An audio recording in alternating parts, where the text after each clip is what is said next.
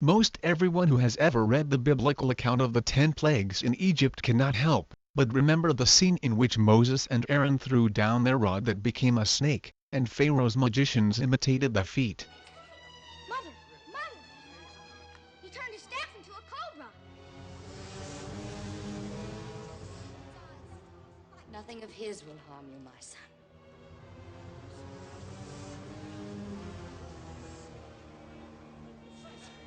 The power of your God is a cheap magician's trick. Join us.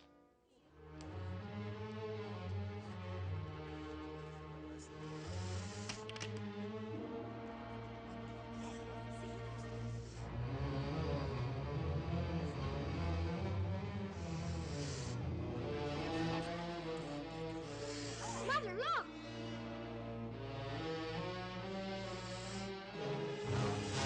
The biblical account states, So Moses and Aaron went to Pharaoh and did just as the Lord commanded.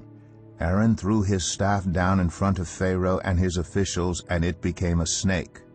Pharaoh then summoned wise men and sorcerers, and the Egyptian magicians also did the same things by their secret arts. In regard to this account, many have wondered how the magicians of Egypt could have possessed the miraculous power to imitate the sign that God had given to Moses and Aaron.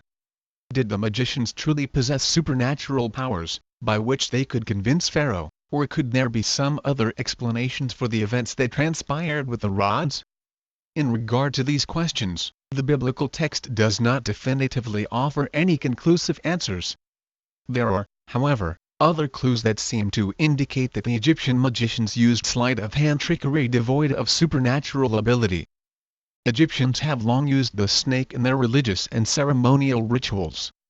Many murals, ancient Egyptian paintings and carvings, and written texts portray this animal in connection with ancient Egyptian snake charmers, magicians, and even pharaohs. In fact, many of the golden burial casts used to intern the ancient Egyptian kings have a sculpture of a snake coming from the forehead of the regal personality. Furthermore, the snake is commonly associated with certain gods of ancient Egypt. In regard to this affinity for the serpentine, the ancient Egyptians often used snakes in charming ceremonies and other practices.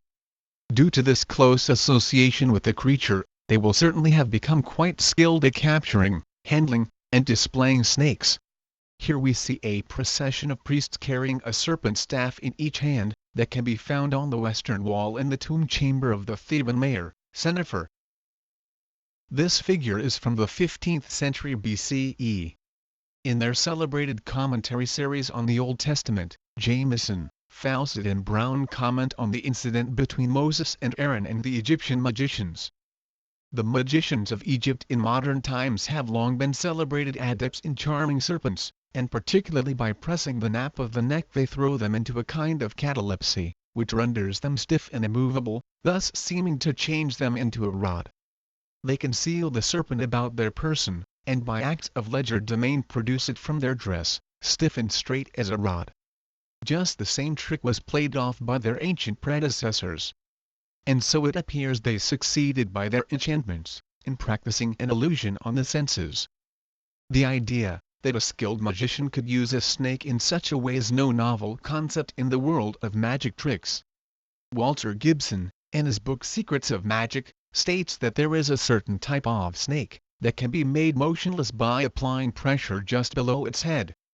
Gibson also notes that the particular species of snake suitable for this stunt happens to be the Nujahaji or Haja, otherwise known as the Egyptian cobra. Along similar lines, Rod Robinson, a comedy magician from Tucson, wrote, "Turning a rod into a snake, for instance, is easily accomplished by the same method modern-day magicians turn a cane into a flower or handkerchief. I've seen the cane to snake performed by magician Alan Rasco. Believe me, it's impressive."